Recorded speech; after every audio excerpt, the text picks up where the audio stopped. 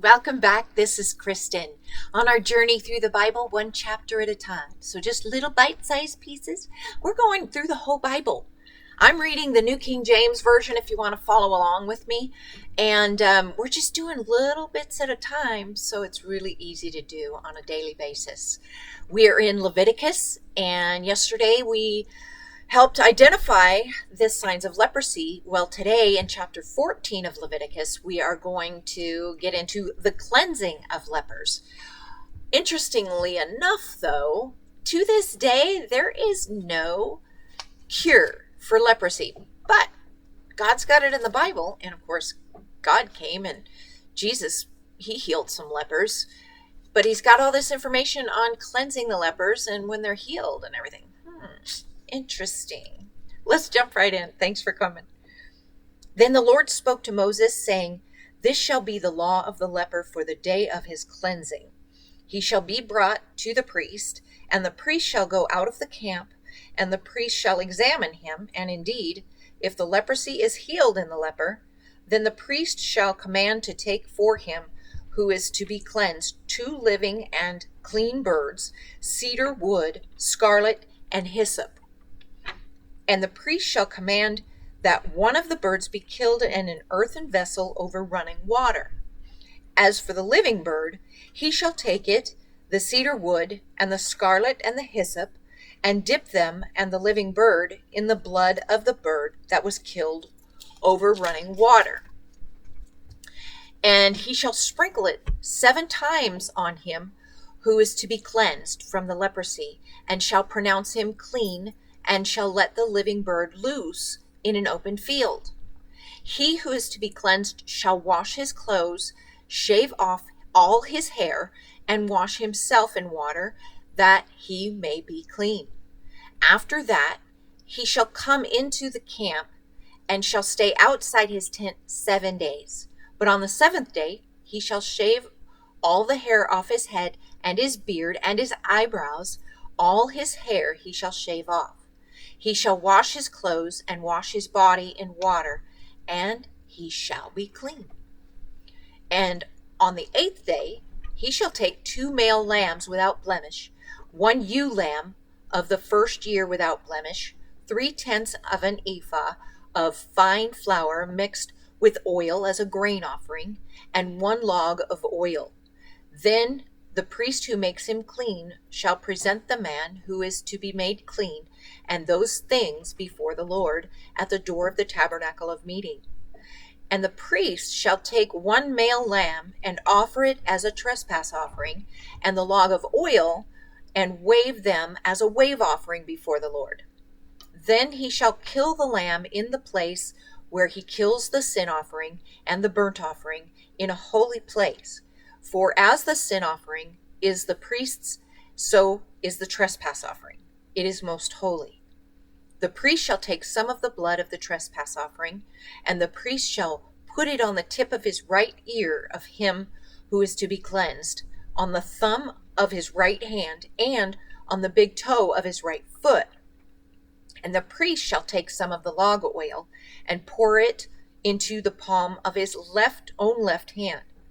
Then the priest shall dip his right finger in the oil that is to be in his left hand, and shall sprinkle some of the oil with his finger 7 times before the Lord.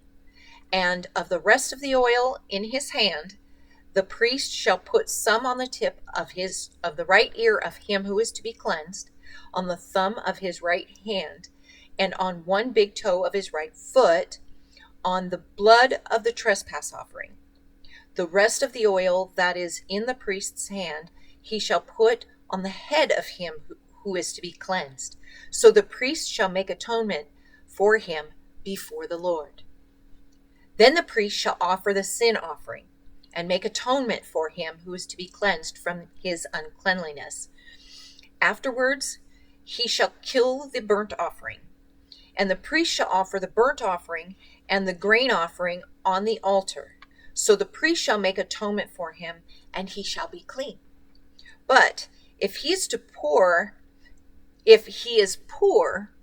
and cannot afford it, then he shall take 1 male lamb as a trespass offering to be waved to make atonement for him, 1/10 of an ephah of fine flour mixed with oil as a grain offering, a log of oil, and 2 turtle doves or 2 young pigeons, such as he is able to afford.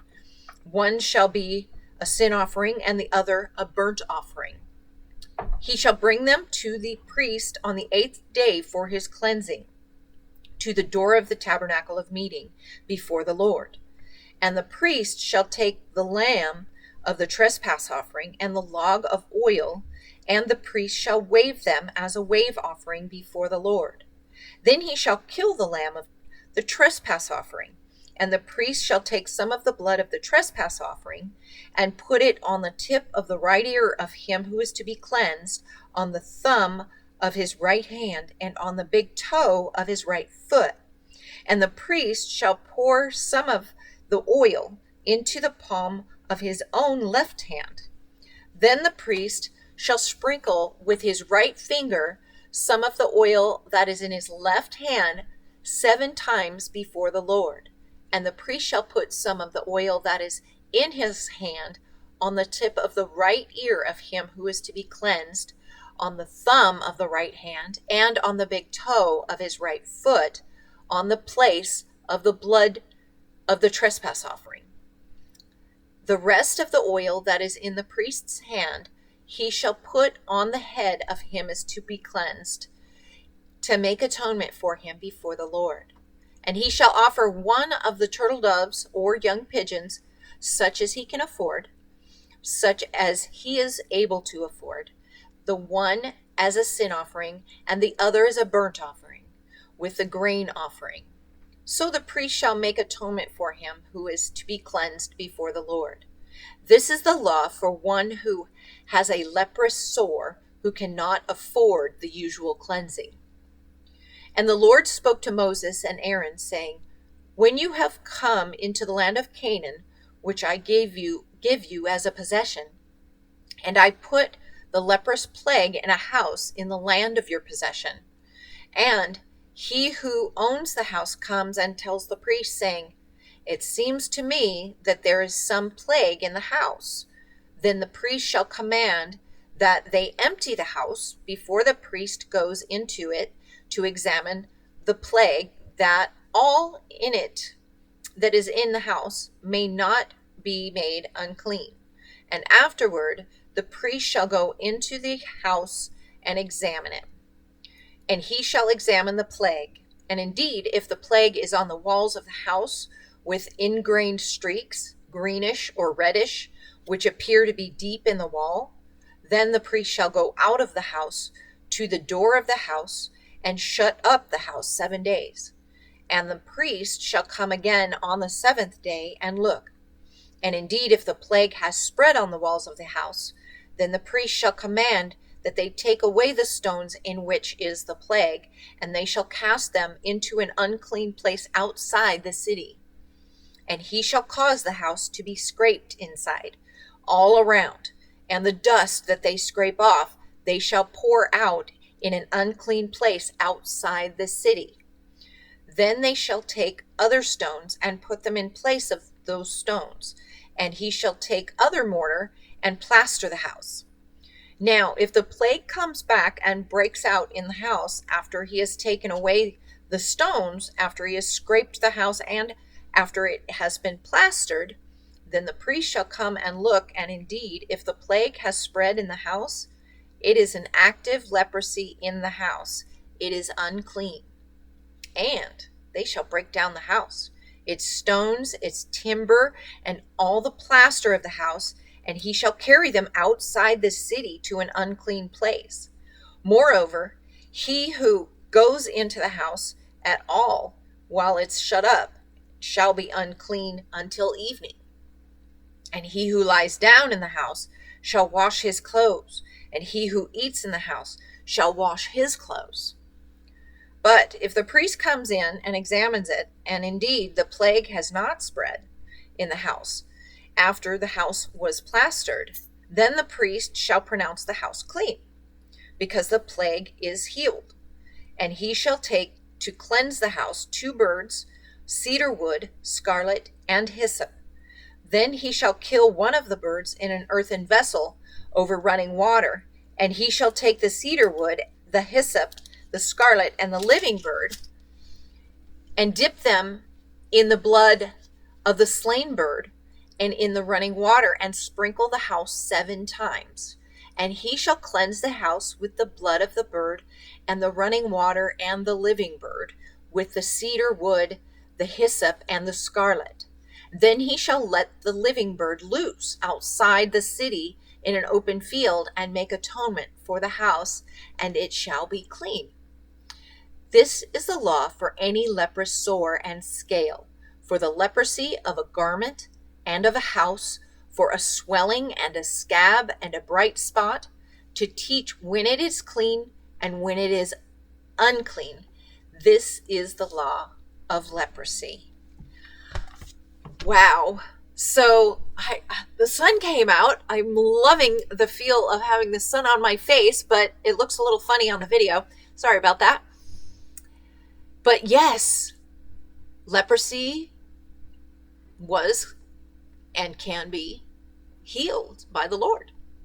To this day, we can arrest the symptoms, but there's no cure, last I heard anyway. So it's just amazing what the Lord does. His miracles are amazing, and it's so neat to see those and hear of those. Tomorrow, we are going to get into unclean discharges from the body. Ooh, leprosy. 15, chapter 15 of Leviticus. Hang in there with me. This is actually some interesting stuff, especially when you dive deeper into it. Always recommended. And if you need any help with that, give me some comments. Or if you discover something from it, let me know. Comment in the comment section, and like and subscribe to my video channel. And we're going to jump into chapter 15 Leviticus next. So come back and join me. God bless. Thanks for joining me.